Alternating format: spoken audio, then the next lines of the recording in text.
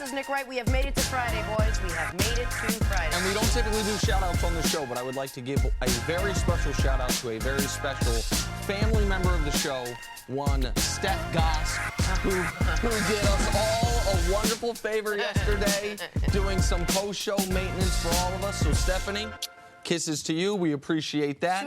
On behalf of the entire staff, that's all. We can leave something to the imagination. What they're talking about? Absolutely. Leave it to the imagination, Ms. Jenna Wolf. I'll just say there were two things. I'll just say one of them. Steph is making me go to the doctor finally. I'm not a big fan of going to the doctor. I may have had a cold that has lingered for longer than a couple weeks. Oh, when you said the doctor, a medical doctor. Yeah. I thought it was different. Okay, got hilarious, Nick. Hilarious. Hi. Hilarious. That's Wednesdays. Today's Friday. Every other Wednesday. Giddy up. Good one, Jenna. He knows. Okay, let's talk about things other than my head. I don't know what else there is to say about LeBron James. I really don't, and I'm the one who wrote this script. It doesn't matter who he's playing. It doesn't matter who he's playing with. Role players, no role players, home, away. Last night, Game 2 against the top-ranked Raptors, coming off what he called his worst game of the season. LeBron James pours in 43 points and 14 assists in the easy win. Easy because guess who else showed up last night? Kevin Love. Kevin Love had 31 points after we all basically had him dead and buried. Cavs are up 2-0 in this series. Here is LeBron James after the game. Well, I pretty much know that a scouting report on me is going to be to dare me to shoot jump shots, keep me out of the paint, not allow me to go to the free throw line. So over the course of my career, I've just tried to put a lot of work into other facets of the game to try to, neutralize that game plan. I worked extremely hard on my jump shot. And in a few years after my first year in Miami, I started to work on my post game and ways I can score in the post and be just very efficient. And, tonight was just a byproduct of that. We're going to get to LeBron and everything, but just FYI, I thought that thing that LeBron was wearing was a sling for his arm, and I leaned over and said, is he okay? No, Nick goes, that's a bag. That's a bag, yeah. He's been running to a lot of the post-game press conferences. I didn't realize that. All right, let's move fashion forward, if we will. Cece, how are LeBron and the Cavs able to just dominate the Raptors, besides the mental edge that they just somehow seem to have over this team? Well, one, the biggest question mark coming into this series was what would the role players do? Right. And in different games, game number one, the collective, the role players, Tristan, Jeff Green, those players, they showed up. JR, they showed up big in game number one. In game number two, the star showed up, and that's Kevin Love. LeBron finally got the all-star that all of us have come accustomed to seeing. Now, we didn't expect Kevin Love when Kyrie left for his game to go backwards. We thought, and there were portions during the regular season, we thought Kevin Love, this was the best basketball that he had played since coming over from the Minnesota Timberwolves. Now, he had went through recently, especially in the playoffs, the worst stint of basketball that we saw him. He came out of it last night. And LeBron said in the press conference that Kevin Love had a look on his face as if he was in the zone and he was demanding the basketball. So they went to a lot of sets that where LeBron and Kevin Love were on the same side of the court, where LeBron knew they weren't going to double team him. They did a lot like Boston did in the first game against Philadelphia, where they passed the ball, till they got the matchup they wanted, which was Kevin Love, and they just kept force feeding. And Kevin Love took advantage of that. And then LeBron, after seeing that, and then the game kind of got a level set, the energy initially he knew would be there. Toronto played a good first half. Then LeBron decided to take over. And at that point, he played the game, and his shot making, I would say, was either one of the top three games as far as the difficult shots that he decided to take and the ones that he made. I mean, it was a brilliant performance from him offensively. So Kevin Love, this would be game two, would be the game that it was forced upon. Kevin Love, because people had given up on him, but his teammates and a few other people, they hung in there with him. They kept him at the 5 starting lineup. I believe Ty Lue, giving him that overall confidence. He didn't want to be there. What his teammates told him. And I was telling Nick last night on the phone, man, Kevin Love's teammates like him. Kevin Love is a good guy. He works hard, fits his role within the team very well. And LeBron mentioned it later on, what Dwayne Casey in his role as a defensive assistant for Dallas it forced LeBron in to be able to make these type of shots because that bad performance that he had in the finals against the Dallas Mavericks. Listen, your points on Kevin Love are well-founded. When we were on the phone last night, one of the funny things you said is the Raptors playing so bad, they're going to make the Cavs a contender again, getting everyone back on track, getting the Kevin Love back on track, getting everyone back on track. But while the Kevin Love part of this was important for the Cavs long-term, important for the Cavs in the next round, very important for the Cavs no matter who they will end up playing in the NBA Finals, the story of this game turned into what LeBron did in quarters 2 through 4. Because after quarter 1, didn't look like we were going to have any type of special LeBron game. He waited. Kevin Love took 8 shots in the first quarter. Was that intentional? Do you think that was LeBron's game plan? Come in, get the other guys involved before I do anything? Absolutely intentional. And then LeBron realized, oh, my shot's falling tonight.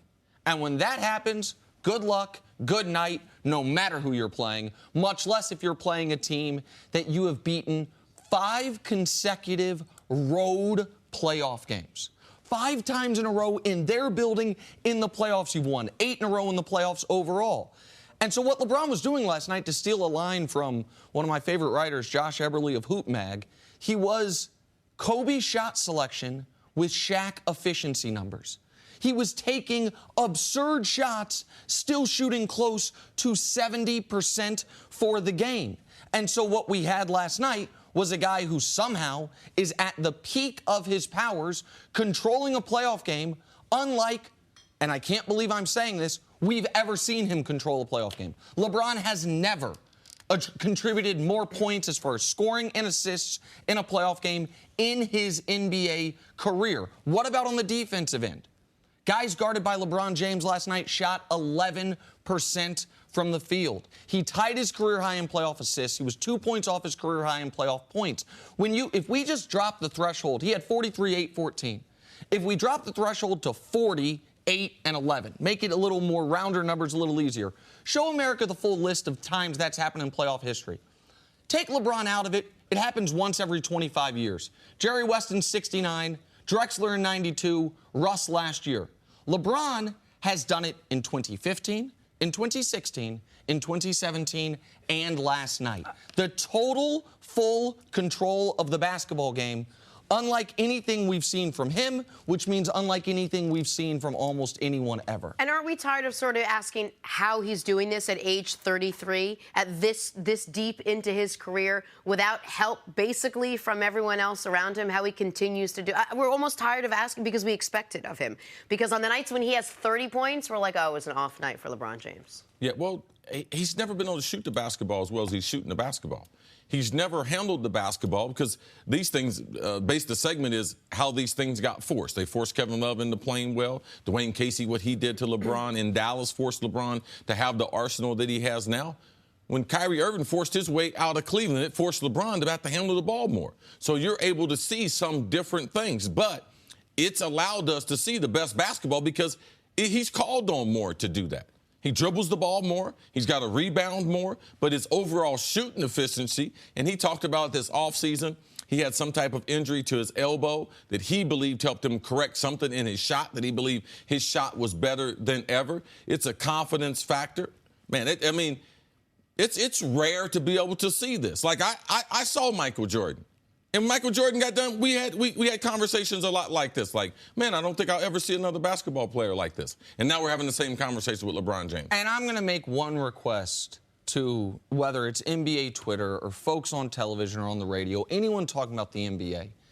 Do not call the Raptors today the baby dinosaurs. Do not talk about how this team was overrated or overstated. That's not what this is.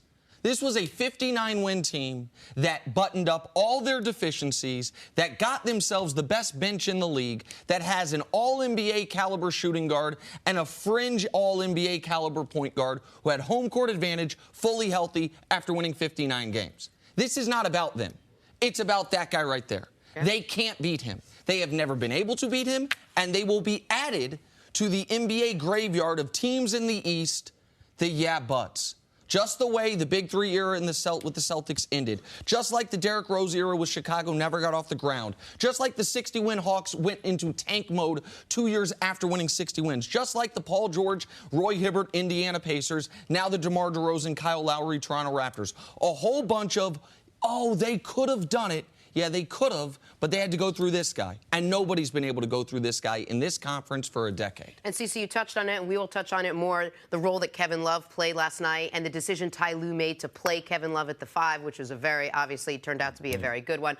We'll get to all of that in just a bit, but coming up, was last night more about the Celtics being good or the Sixers being bad? Did you hear what happened in this game? Man. Next on First Things First. On to the Sixers and Celtics, Jaylen Brown. Steal, dunk, and check out Gucci Mane rocking his jersey courtside. This is just flat-out hustle right here. This was a key play in the game. Jaylen Brown had just come into the game. I don't know what Sarge was thinking about. I totally agree with you, see. And how do you do this with a sore hamstring? Like, you got to this was very early in the game. I think the score was like 11-5. And as soon as it happened, I texted our producers that do the video and say, if the Celtics win, I want this on the show. Like, that was, you saw the hustle of the Celtics. You saw Jaylen Brown's athleticism. Man. Jason Tatum throwing it down. Not only was this good, this was critical. This was the tight point in the game. And the game could have gone either way. The Celtics decided to run late in the game, got them some easy buckets, and Tatum was spectacular. Amazing. Jason Tatum, he had a great stat line, and his stat line does not do him justice. Like the 21 points on 50% shooting, but it felt like every basket was critical that he made. All right, sticking with the Sixers and Celtics, not sure anyone but a true diehard Celtics fan could have predicted what happened last night in Game 2. You know, the part about a depleted and injured Celtics team beating a stacked Sixers team last night. You know, the part about Ben Simmons scoring just 1 point the entire game. You know, the part about the Celtics winning 108-103 to take a 2-0 lead in this series. Here is Ben Simmons on his off night. I think mentally I was thinking too much, overthinking the plays, and wasn't just out there flowing and playing the way I play, which is free. And I think, you know, obviously they have a game plan. I know what that game plan is. And I got to play my game. Coach was saying whoever bring the fight to one another is going, and whoever the tougher team is going to win.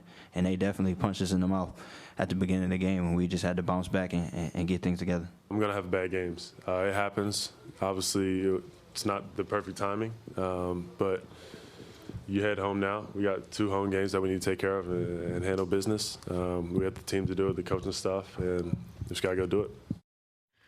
It's quite an outfit that Terry Rozier was sporting last night. It was a little throwback and a little throw forward. All right, Nick, was last night more about the Celtics overachieving or the Sixers underachieving? I want to give all the credit in the world to Boston. I thought Kenny Smith on TV last night got it exactly right. I've never seen a team where the players seem more interchangeable, where you lose Kyrie Irving and Terry Rozier gives you 95% of the production Kyrie Irving was giving you. I've never seen that, where you lose Gordon Hayward 7 minutes into the year, and by the end of the year, Jason Tatum is giving you everything you could have hoped Gordon Hayward would be giving you. That when Marcus Smart went down earlier, Semi Ojeleye steps in and plays that role as well as he can. So Boston deserves an enormous amount of credit from the coach, the GM, to the coach, to the players who have to go out there and execute. And they're undefeated at home these playoffs, so maybe we should have seen them starting off this series well. But the other side of this is, and this is the concern for Philly, is the point C's been making all year long, which is Ben Simmons, as great as he is, he's going to need to learn how to shoot. Well, Boston... Oh, no, that's not important in basketball. Oh, no, that's not important. Well, here's the thing. I don't think anyone's ever doubted that shooting's important, but we saw Ben Simmons over the course of the year be extraordinary, have an all-time rookie campaign despite not being able to shoot. Well, Boston has solved him thus far in these playoffs. They were minus 22 with Simmons on the court in a game that was only a 5-point game. So, like, the plus minuses can be misleading at times. But when the game's only decided by 5 points, and one guy on your team, when he's out there he played 30 minutes last night, you're outscored by 23, pardon me, not 22. Like, that's the story of the game. The offense ground to a halt when Ben Simmons was out there because of the way the Celtics are guarding him, and that is a concern for Philly no matter where these games are going to be played. Yeah, you can't concentrate on the individual during the season. Collectively, a team is trying to win one game. The scouting report is very, very limited. That's why the playoffs is totally different. So for me, this was the first time that Philadelphia looked like a young team. Not just because the result of the game, not because the way Ben did, but they had a big lead, and they tried to play at a pace. That's the only way the Celtics can get back in the game, is if Philadelphia keeps shooting hurried up, rushed threes. And that's what they did to end the first half. Yep. Like, they just kept shooting shots, just unabated, not even realizing, at some point you have to realize what the game is, the pace of the game. And they didn't think about that. That was the first time this playoff that I've seen that said, wow, that's a young team right there. There was another instance where the coach didn't call a timeout when the Celtics had a run. He thought they would play themselves out of it. But they're a young basketball team. Young basketball teams, it's hard for them to be able to play themselves out of a slump. So those two instances right there, and Ben Simmons and his inability to be able to get the ball in the bucket or play the type of game that they're playing, because Boston has decided this. He can shoot as many jump shots as he wants to. Right. We're going to overplay the three-point line for the other players. Now, if he can dribble past me, which they're playing great positional defense on him, it becomes an issue. Now, you're talking about Ben Simmons can't shoot. He can't shoot outside of 5 feet. Right. And that is real. And you could see that in last night's game. Just real quick to CeCe's point about the run, Philly had a 22-point lead with 6 minutes left in the second quarter. By 3 minutes left in the third quarter, so 15 game minutes, Boston was up 8. It was a 48-18 run. So it's not just coming back from 22. It's erasing that deficit instantly. It is a game that Philly should have been in firm control of at halftime. It was, I think, a 4 or 5 point game at the half, and then Boston had taken an 8-point lead. And they brought the crowd back. Right, they got the crowd back in, absolutely. I mean, they instantly erased what should have been. You're not supposed to blow 22-point leads in the playoffs, even if you have them early in the game. I want to ask you guys about Sixers head coach Brett Brown and his decision to put Ben Simmons back in when clearly T.J. McConnell was playing great and was far more productive for this Sixers team. Ben Simmons was clearly not playing great. And he puts him back in the fourth quarter, and we saw what happened. Do you have any issue, either of you, with that? No, Jim, that's a legitimate question. But P.J. McConnell's P.J. McConnell. Like, if you, what's his name? TJ. Yeah, when he gets good, you'll get I'll it put right. a P.J. on it. You'll put a TJ on it. All I got you. Go because ahead. there were times during the year you would question, man, why is he in the lineup? Why are they utilizing him? I thought Fultz would take build his spot. I thought he would play more in. Now, he did have a burst. He had 5 minutes where he was unconscious. He did help them out. Got rebounds, got 2 quick buckets. But the reality is, Ben's been a star all year. He's a frontline player. He's your franchise. He's one of the faces of your franchise. He's a 6'10" point guard. So, yeah, in real time, you can sit there and nitpick and be like, oh, yeah, but if you've been watching the 76ers and you know who Ben Simmons and what he can do, and you know what PJ can do. But TJ was plus 16 last night. Listen, absolutely. And Simmons, But the totality of it, Jen. Right, like, just real quick, they kept him out as long as they could have. Ben Simmons went out midway through the third, did not go back in midway through the fourth. That is not your regular rotation. He was supposed to go out midway through the third, come back beginning of the fourth. So they gave TJ as much time as they could have. But you cannot do the process and then in a critical moment keep your rookie off the court. No. He's got to go through this. Either for good or for bad, he needs to be out there. It is more important for Philadelphia long term that Ben Simmons either figure it out or deal with the fact that he couldn't. Because you don't draft injured players because you're waiting on a process. You don't draft Euros that aren't going to come over for a few years like Saric. Have Embiid play 30 games in 3 years. Have Simmons sit out the end of last year when he didn't have to. And then all of a sudden disregard when you're in the crucible of the moment and say T.J. McConnell gives us a better chance. And T.J. McConnell was playing so over his skis. I think Brett Brown felt like we've stolen as many minutes as we can. If we're going to win this game, Ben Simmons is going to have to show up. He just couldn't show up. All right, we'll take a break. Coming up, LeBron James knows who deserves credit for his great night. The answer might surprise you because it doesn't rhyme with LeBron. That's next on First and Third. Time now for Learn to shoot. stories to start your morning. Start with Tiger Woods. Haven't talked about him in a beat. Tiger made his return to Quail Hollow yesterday for the first time since 2012. Tiger finished round one of the Wells Fargo Championship with an even par 71, 6 shots off the lead. CC, what do you think? You think we'll see Tiger in contention on Sunday? We'd like to. This golf course is awful tough. It's not one of his favorites. It's a popular tournament. It's in Charlotte, North Carolina. It's a golf course I've played myself, played in the Pro-Am a number of years ago. Tiger, what he didn't have, hit his driver well, hit his irons well. He's got a new set of tailor-made irons. He had his Woods tailor-made. Now he's got his whole bag matched up now with tailor-made products. Couldn't putt the ball. Couldn't get shortcuts. Couldn't putt the ball. He should have. He hit the ball well enough. He should have been 2 or 3 under par. There's 2 of the final 4 holes he had an opportunity for birdie and blew it with a bad putt. And he had a 15-footer for a birdie that ended up as a 3-putt bogey. Like, this is what we have seen with Tiger is it's yet to put it all together in one awesome round. Yesterday was, outside of putting, about as well as we've seen him play on this comeback. Earlier in the comeback, it was the putting had been saving him and so the iron and the woods were good, but the putting just wasn't there yesterday. Hey, the Knicks have reportedly hired David Fizdale to be their 11th head coach. 11th head coach since the 2001-2002 season. Fizdale will look to turn around a Knicks team that went 29-53 last year.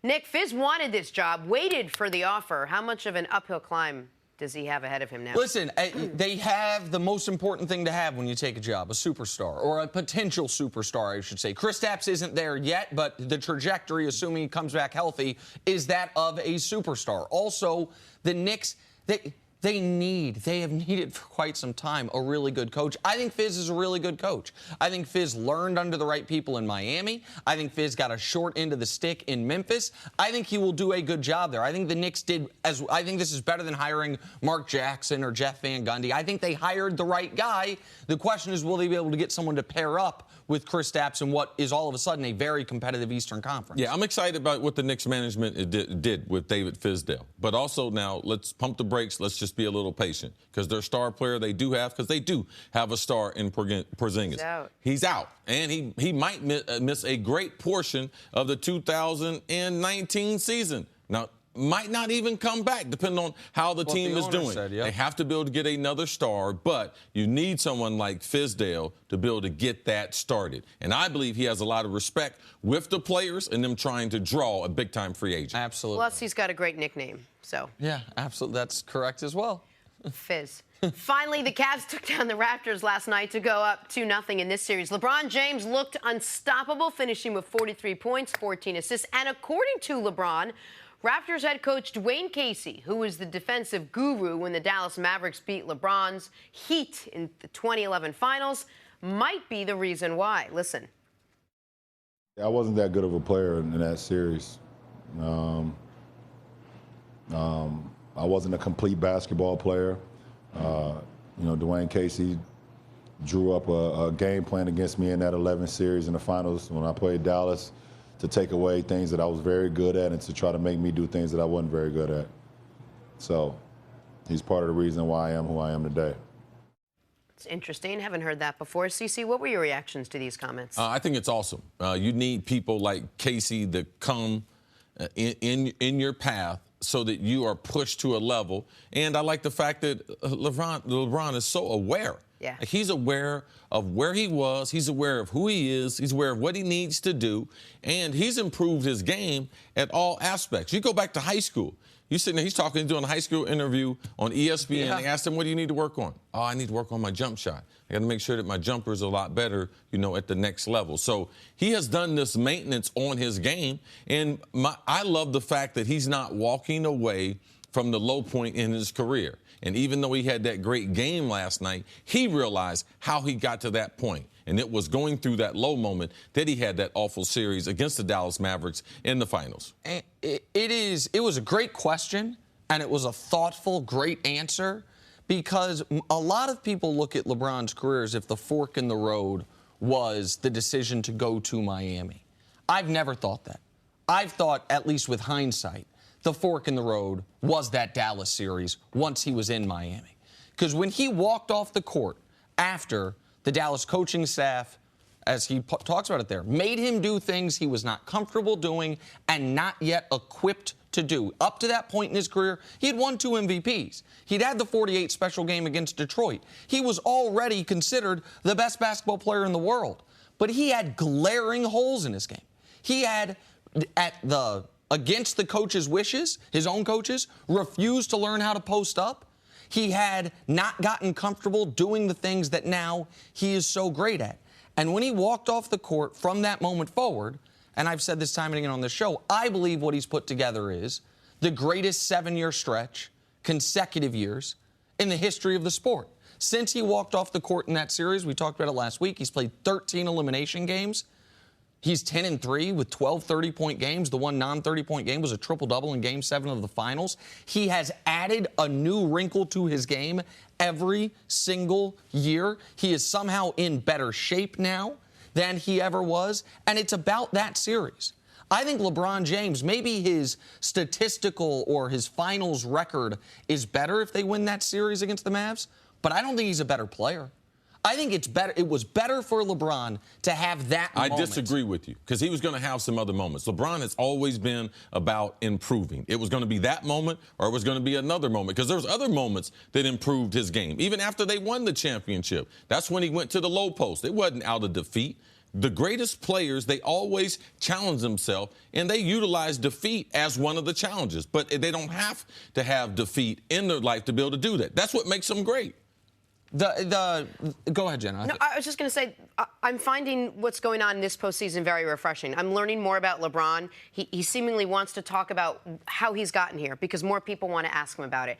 So I didn't know that. I would never, I just didn't know that he was so aware, like you said, of where he is in his career now, of where he was, and how much he has changed his game. Usually when you're that talented, you don't have the wherewithal to want to change your game, to take it to the next level. And typically guys change their game because their body has demanded it. Exactly. So, like, when Michael Jordan came back from his first retirement, after he won the 3 rings, then he went to go play baseball, when he came back, he was still far and away the best basketball player in the world. But he was no longer the best clear-cut, raw athlete in the NBA. He was older, he'd been away from the game. And he came back with that mid-range turnaround that was not a huge part of his game before, and it became the signature of his game for those final 3 rings. He evolved because his body demanded it.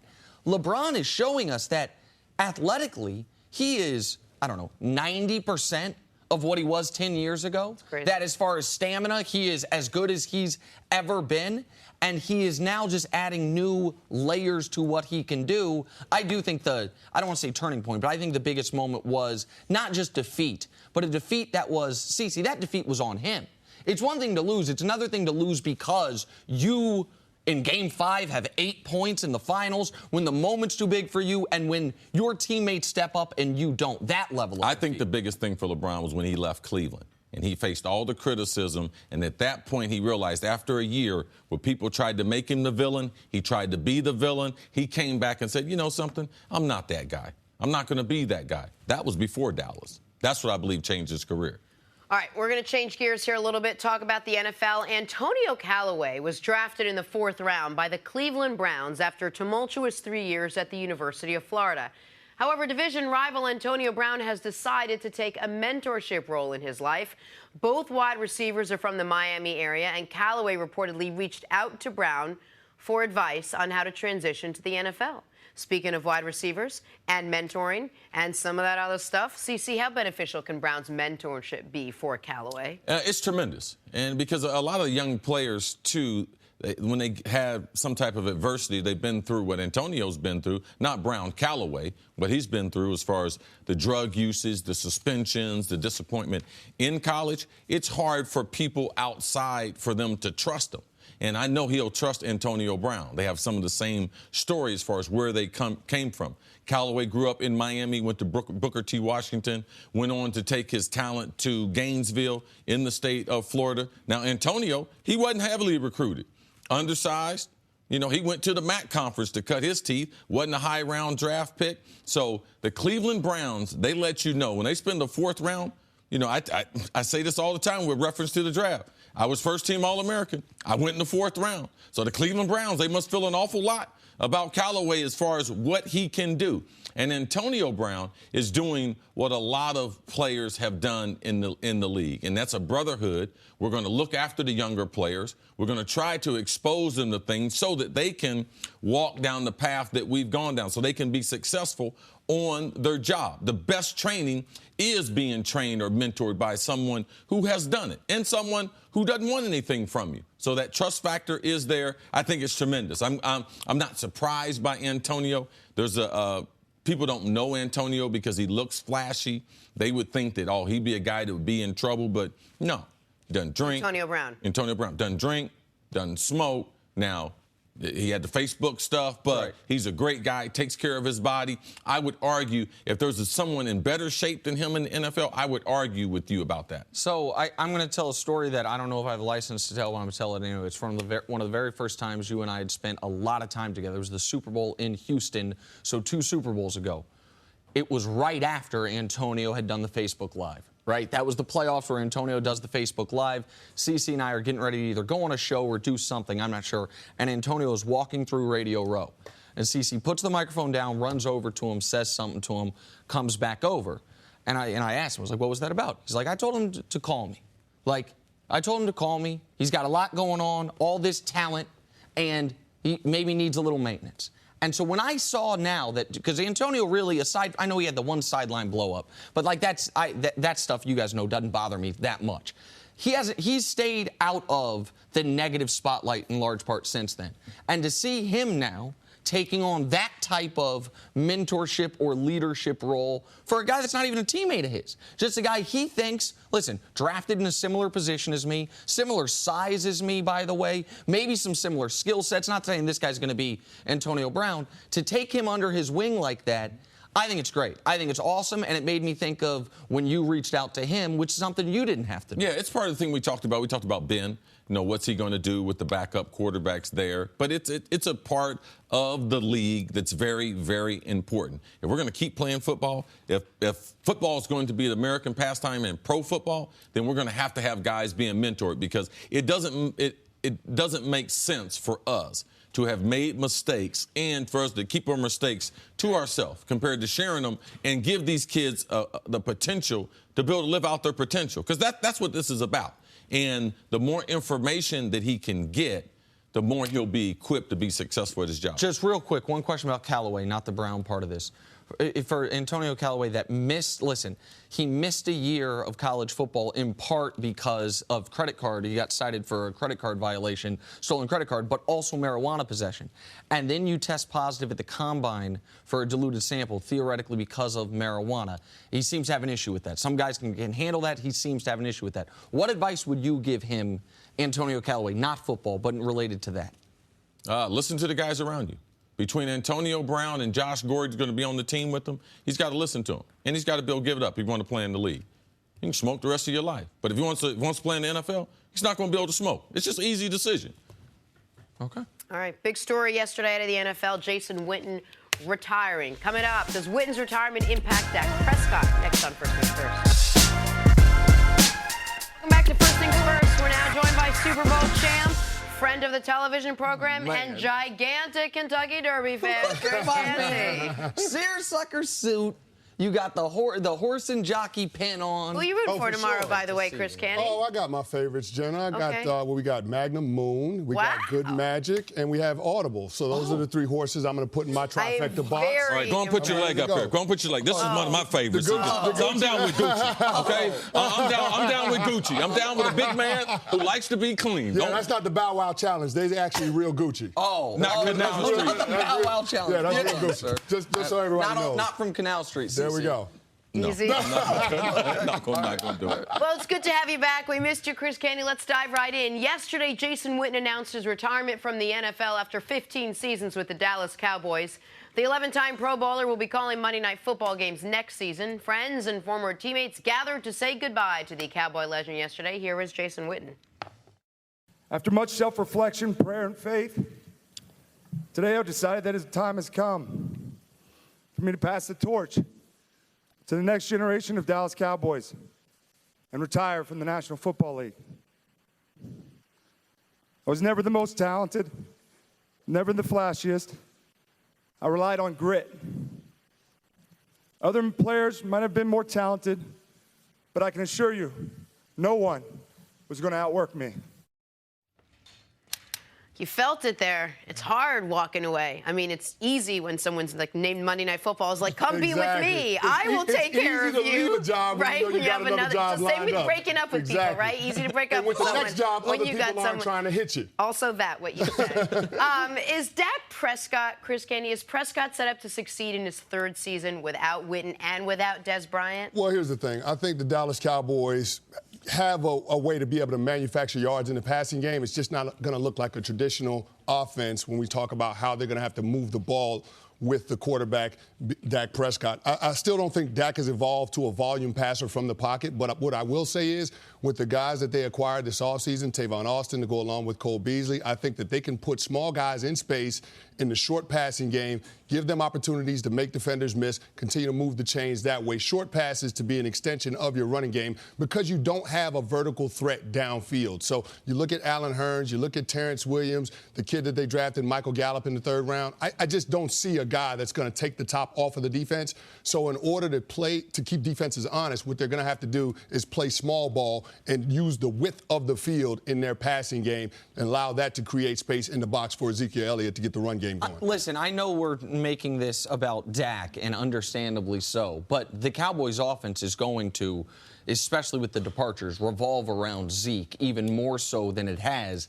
And my big question is, because listen, what Jason Witten said is correct. He wasn't the flashiest. I thought it was funny. He said, I did it on grit. But he was a very good, even in year 15, run-blocking tight end. Like, he was very good at that. And are you going to trust a rookie tight end to be able to do that? Are you going to trust Jeff Swaim to be able to do that? When we know teams, even when you had Des Bryant out there, were putting 8 men in the box, they're particularly going to do it if Allen Hurns is your most vertical threat as a wide receiver. How much is that departure going to hurt what the Cowboys do best, which is maul you up front? I know their offensive lineman will still be there, and Tyron Smith should be healthier than last year, but that to me is going to be harder to replace than 560 yards and 5 touchdowns in the passing game that Jason Witten is going to leave behind. Like, that to me is a big part of this as well. It is not the perfect setup for a guy going into his third year. Let's go over to Jared Goff, and he's going into year 3, but looks how he struggled in year number 1. And what they did from an offensive coordinator standpoint, the athletes that they put around them, they went out and got a left tackle from Cincinnati. They put more talent. This is I say 99% of the players in the NFL are system players.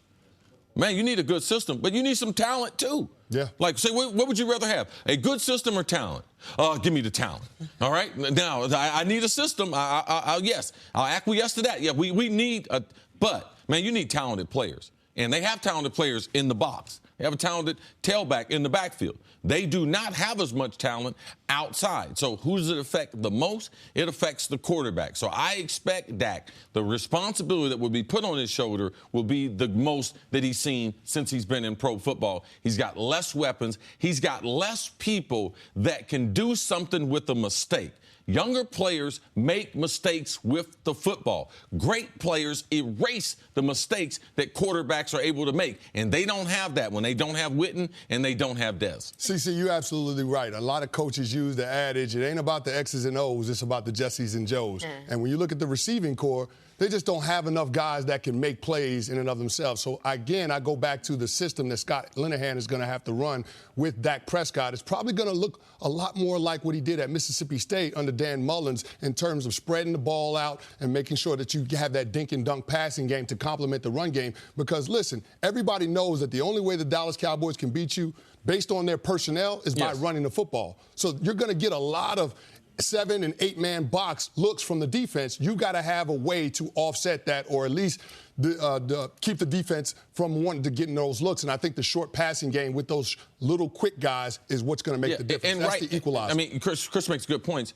And right now, they cannot throw the ball over top of the defense. They can't. They got a great offensive line. Dak would have enough time, but they don't have the type of weapons. And I just believe Tavon Austin is not an addition to your wide receiver He's corps. a running back. Yeah, he's an addition to what you're trying to do, sideline to sideline. He's an addition to your backfield, trying to get him out of the backfield, getting him in a mismatch on a linebacker or on a safety. So defensive coordinators in the NFL, they're going to dare the Dallas Cowboys to throw the football. The Cowboys were so quick to move on from Des Bryant as if they knew Allen Hurns was their answer. If they knew, they said, we're going to be fine with Allen Hurns, because not that there's that much to do. They didn't do that much in the draft. There's not that much as far as free agency is concerned, at least the rest of the way. They seem to be okay with what Dak has. Well, I think they moved on from Dez because of some of the issues that were coming up in the locker room. I think that was more about team chemistry than a lack of production. Now, having a $16 million cap number didn't help Dez Bryant, and that was probably the catalyst in his departure. But they didn't even ask him for less money. They didn't ask him to restructure, and Yeah. I think that's because there were players and coaches that wanted to move on from Dez Bryant. But when you consider that,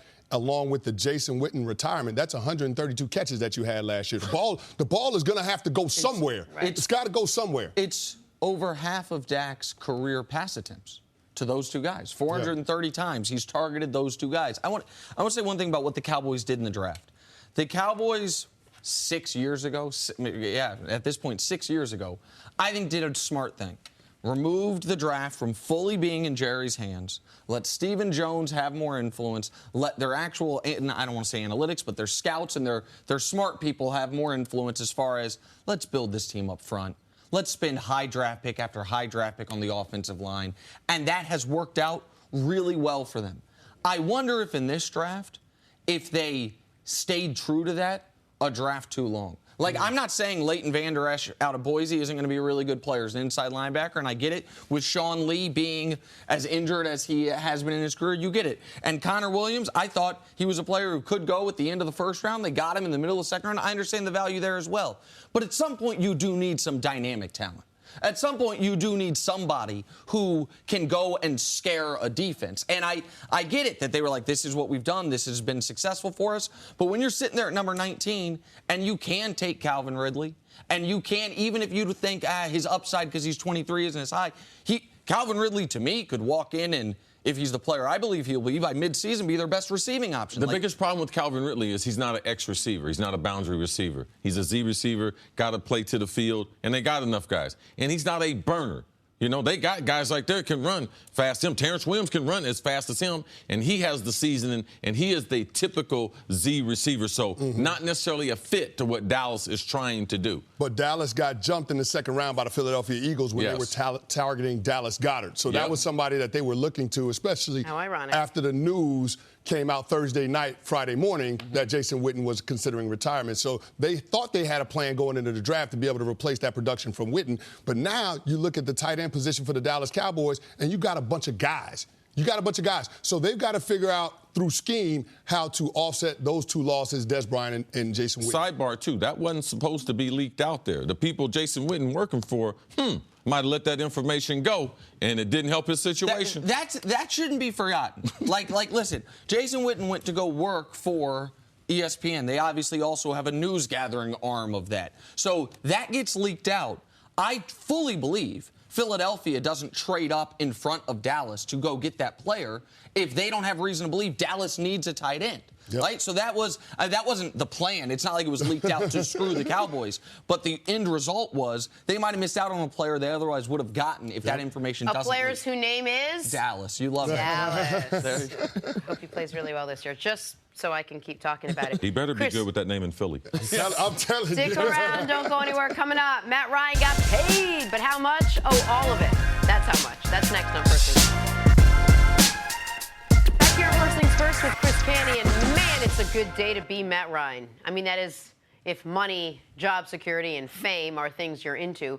The 2016 MVP quarterback signed a 5-year, $150 million contract extension with the Atlanta Falcons yesterday. However, only $100 million of that is guaranteed. Such a shame and a pity. They lowballed him. Poor house. Chris, are the Falcons a legit contender in the NFC? First of all, what'd you think of the deal?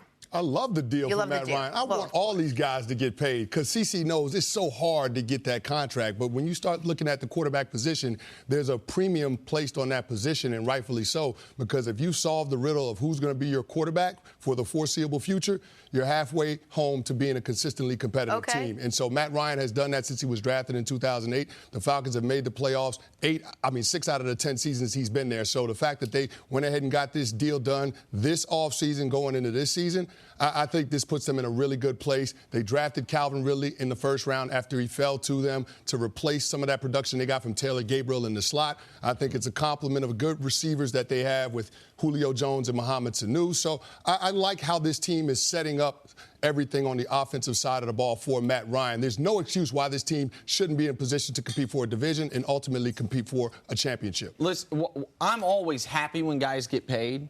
From a team perspective, I don't always necessarily think it's the right move. When Matt Stafford got his deal, I don't think Matt Stafford is good enough to take up that percentage salary cap and be able to win a championship. I think Matt Ryan is. I think Matt Ryan is absolutely a quarterback. Whatever the number is to keep Matt Ryan, when you have Matt Ryan, you pay him. And so if they did this a year ago, the number instead of being 5 years 150 probably would have been 5 years 135. And next year for the next one or for Aaron Rodgers, it's going to be even more. But this is, if you have a guy that you can win a Super Bowl with, and by the way, we know you can win a Super Bowl with Matt Ryan, even though they haven't won one. They were up 28-3 in the Super Bowl. In a year, they had one of the 8 most prolific offenses in NFL history. We know he's good enough. Yep. We know that the talent around him with Julio Jones is good enough. So, of course, you do this.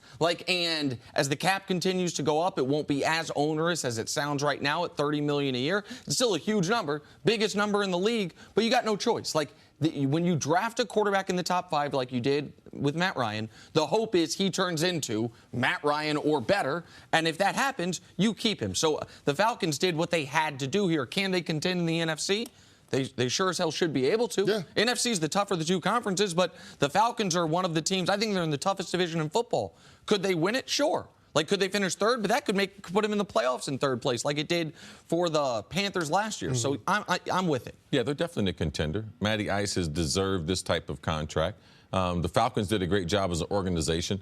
They just built a new stadium. They got the Super Bowl coming there this year. A lot of positive things around it. Love their coaching staff. Their front office has kind of stabilized. So, this is reflective of the business of the National Football League. And Nick and I have these discussions about the quarterback, and with the cap being over $170 million, you can spend $25 to $30 million on a quarterback, regardless of what the rating you think they are. If you're trying to get a quarterback and you're not going to spend $25 million, you're going to get what you pay for. All right, so Nick can have his theory about that. The cap is high enough now that it's not disproportionate to pay a guy over $20 million to be your quarterback. And if you're trying to have a Super Bowl and you don't have one, you don't have no Super Bowl aspirations. Let me ask just one quick follow-up on this. When we talk about the Patriots, we talk about how when Brady makes $14 million, that's the ceiling that any other player can make. It's a couple million beneath that.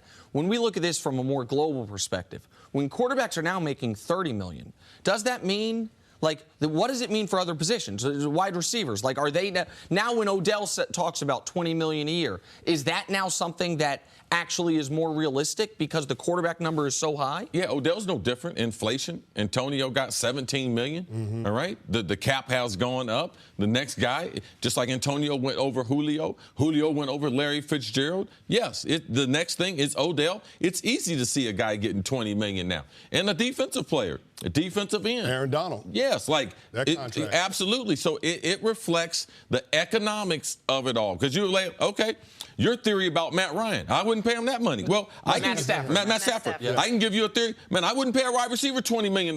Yeah. Because that would eat up the cap. That argument is stronger for wide receivers. It reflects the business of the league. Everyone from Roger Goodell to all the owners, now into the players, they're benefiting from labor success, the TV contract, and it's reflected in a guy getting $150 million. He deserved that contract. No, he absolutely did deserve that contract. And to your point, these contracts are going to start to bump up with the salary cap moving up. But I think the increase at the quarterback position is going to be disproportionate to the other positions just because it's so important and they're so hard to find. You got pretty much a 50% bust rate of quarterbacks taken in the first round. But we just saw 4 teams take quarterbacks in the top 10 of this year's draft. 3 of those teams moved up to get those quarterbacks. So I think that shows you how valuable the position is, of course, in the NFL in today's game based on how they play today's game. Okay, so here's the list right now. Kirk Cousins had the previous record for annual salary, $28 million. Jimmy Garoppolo, $27.5 million. Matthew Stafford is $27 million. You have to wonder, what does this mean for Aaron Rodgers now? What kind of pay scale can he command when this is the kind of money that's going out for those 3 guys? I don't know what you think of Kirk Cousins, Jimmy G, who has yet to really prove himself, and Matthew Stafford on that line, Steve. Well, here's the thing. When a quarterback is about to get to the open market, they have the ultimate leverage. So those quarterbacks were scheduled to be free agents this offseason, and if they would actually get to the open market, they would command more money than their current contracts. So, I mean, when you look at Kirk Cousins' situation, it doesn't often happen when you see a quarterback get franchised twice and a team decide not to give him a long-term contract extension, but he happened to be the outlier, and that's why he got the 3-year, $84 million contract fully guaranteed. But as far as Aaron Rodgers is concerned, yeah, he's going to get paid a lot of money. If Matt Ryan got $30 million a year, I mean, it's not outside of the realm of possibility for A-Rod to get $33 million a year on a contract extension. I could see that happening. And when the general manager of the Packers came out earlier this week and said, we're going to get a contract extension done for Aaron Rodgers sooner rather than later, I think this deal was the first domino to fall in terms of being able to set the framework for that contract. Yeah, if I was Aaron Rodgers, though, I wouldn't be concerned with being the highest paid guy. Aaron Rodgers' legacy is going to be based on championships. Y'all can brag about it. Oh, Aaron got $35 million. If Aaron don't win no more championships, his legacy not going to change. So I wouldn't be. They're cash flow positive. They're the only publicly owned team. Aaron Rodgers can ask for whatever he wants to, but it's more important that he participates in free agency. If I was Aaron Rodgers, that's what I would be talking to the organization about. Man, spread this money around. Man, get me some weapons. I've only got so many years left to play. Can I ask you a quick follow-up on that? When you say it's more for Aaron Rodgers, it's less about money, more about championships. Is that the standard you hold him to because of how great he is? That a guy, Matt Ryan's an awesome player. We don't talk about Matt Ryan the way we talk about Aaron Rodgers. So Matt Ryan, go out, get all the money you can. But when you're talking about a legacy, like I don't think about Matt Ryan's legacy. You're talking about legacy is attached to great players. So is that why you do that with Aaron Rodgers? Because he's about where he is as all-time quarterbacks, things like that? Well, he's playing in the era where Tom Brady has 5 Super Bowls. I mean, what's Aaron Rodgers going to say? I left my career, I left Green Bay, I got, 1 Super Bowl? That's going to be his legacy? I wouldn't be concerned about the money. He's making plenty of money. His legacy's based on the field. They can't get any better players. He's going to be stuck winning 1 Super Bowl. Chris, thanks so much for hanging out with us today. I'm Jenna Wolf, and thank you for listening to the First Things First podcast. Make sure to subscribe and tell your friends, family, and coworkers about the podcast, which, by the way, is available on iTunes and all your favorite podcast apps.